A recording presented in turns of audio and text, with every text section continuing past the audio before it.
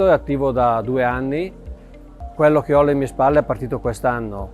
I vantaggi sono che comunque con l'estate che c'è stata quest'anno particolarmente calda, gli animali comunque si sono sempre trovati riposati, non hanno avuto problemi sui piedi e la temperatura nella stalla era molto fresca. E poi ecco, l'acqua comunque tiene sempre lavata l'aria, che è un fattore importante che non tutti tengono in considerazione.